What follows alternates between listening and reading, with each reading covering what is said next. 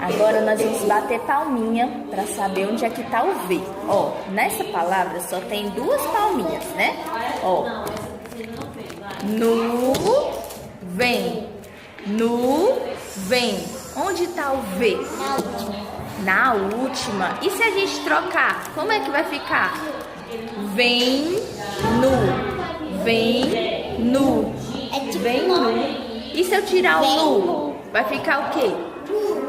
Vem, vem, vem, vem.